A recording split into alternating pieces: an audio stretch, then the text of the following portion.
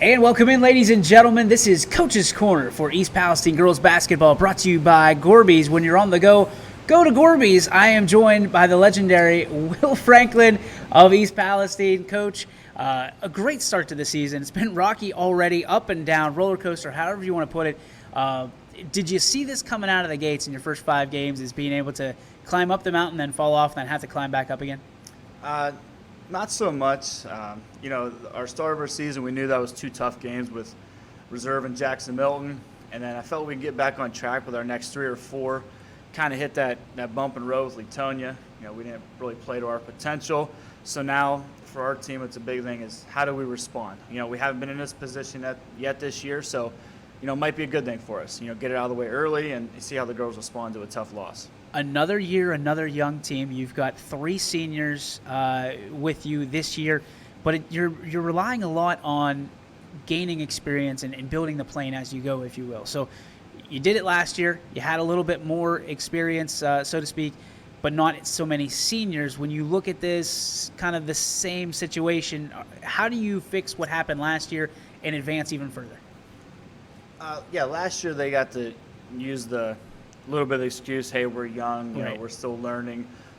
So for our juniors, that's over with. They went through that phase and they can't use that, well, we're only junior stuff anymore. So I put a lot on those juniors because they've played a lot of minutes for us. Last year as sophomores, they played a lot for us. And, our seniors this year, there's no excuses anymore. We're not a young team to me in that aspect. They have the minutes, so they got to work for them. We got to keep getting better. And, at this point, when you become an upperclassman, it's not so much the physical part of the game, it's more of the mental part. What are you doing without the basketball? How are you preparing? Are you getting those extra shots up before and after practice? Are you watching film? Those are the things that come with a more, I'll say, seasoned player. Right.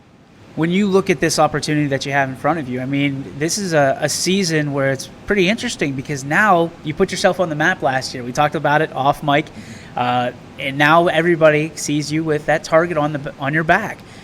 Are you prepared for it? Have you prepped the girls, and are they prepared for it, I guess is the better question. I think it's one of those things where, last year we did sneak up on some people. They didn't maybe take us as serious. They thought maybe we just got lucky here or there. And then, so now moving forward is how do you meet those expectations? So now, people have expectations for us. We have those expectations for ourselves. And, every game is important. So we got to take everyone serious. No one's overlooking us anymore.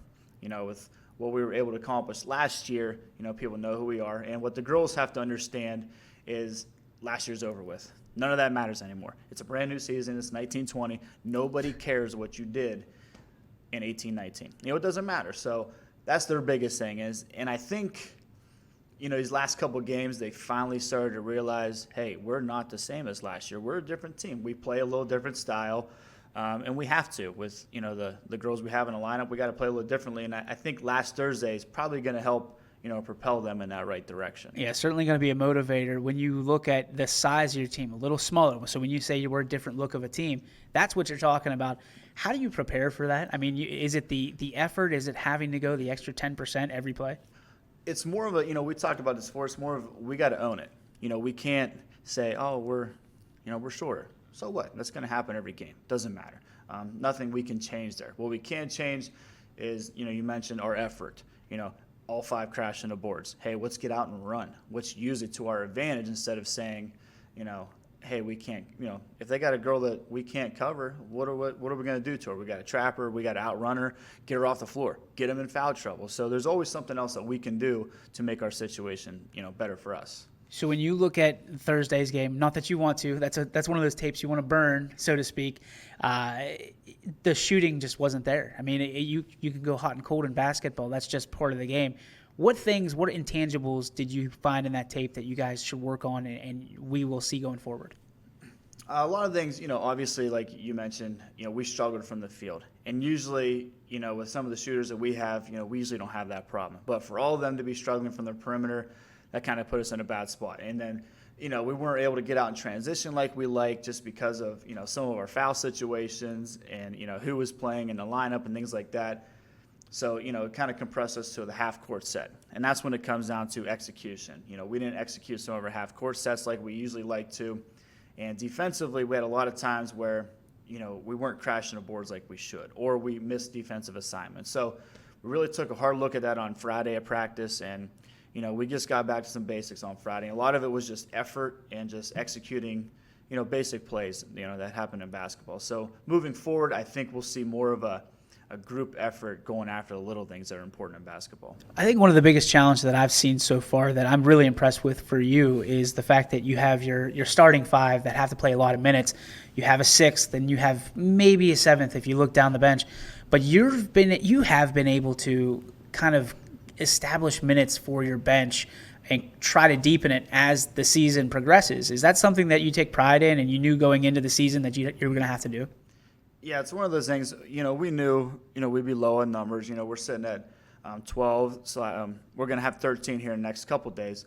So depth was an issue. Not just depth, but experience. We only have 5 girls that have experience from last year, playing on a varsity game. So, for those 5, we should be okay. They should lead the example. But working those younger kids, you don't want to put them in a bad spot. Playing those guys first 2 games with Western Reserve, Jackson Milton, probably not the best situation for them. We don't want to hurt their confidence right away. But moving forward now, we have been able to get some of those guys more minutes, which is going to help us.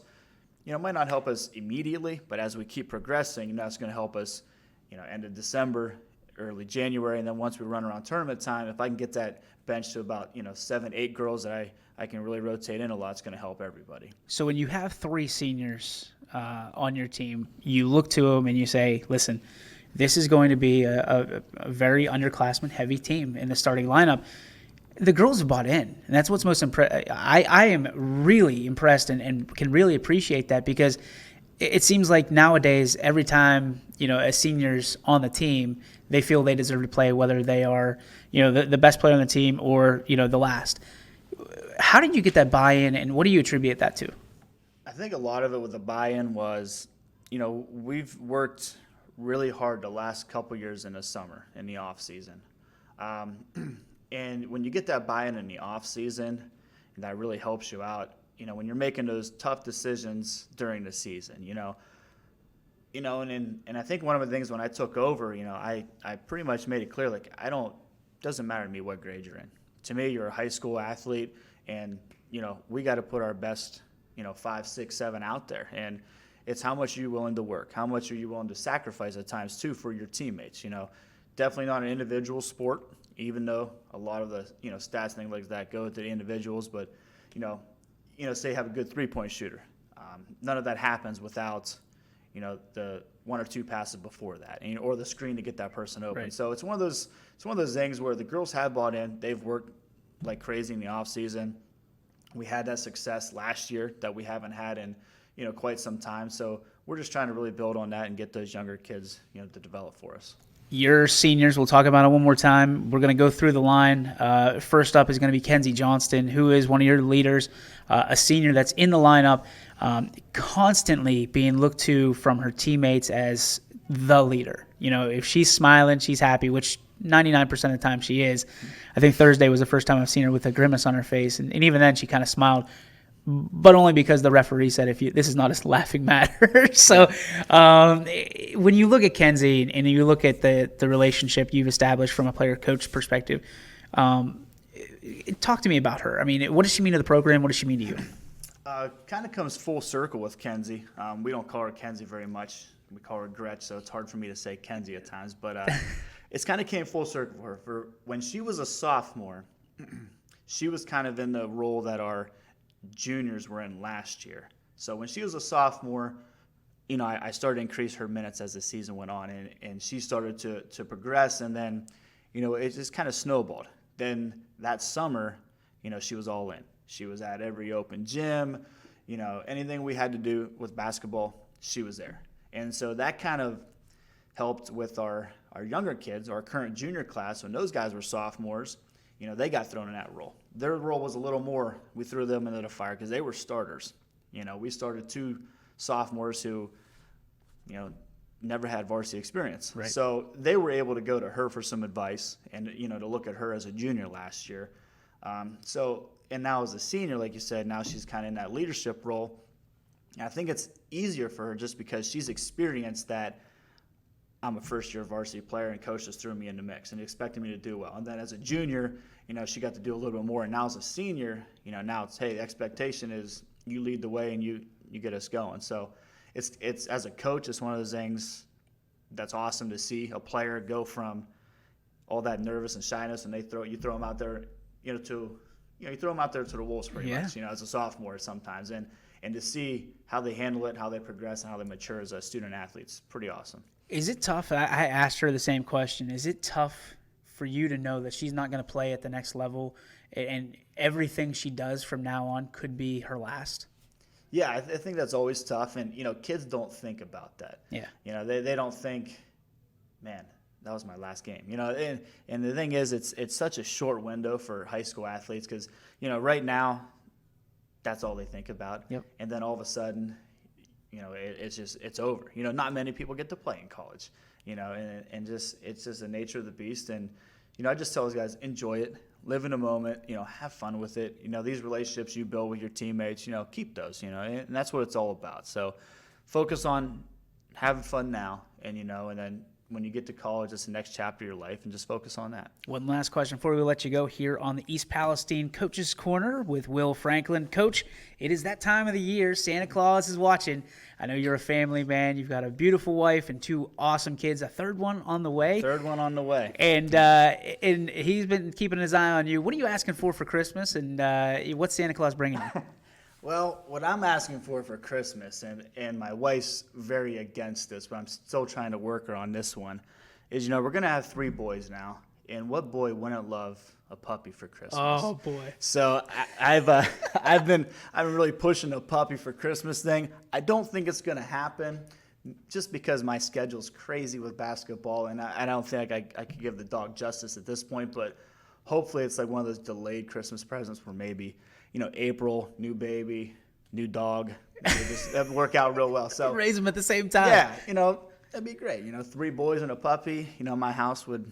Oh my house would love that. So we'll see if it happens. If not, I'll be okay with just a lot of basketball wins and a happy family and healthy baby coming up. Well, we'll pray for Jess in the meantime. For yeah, that puppy. Coach, thank you so much for joining us. We appreciate it. Go get a few wins, and we'll see you next week. No, thank you.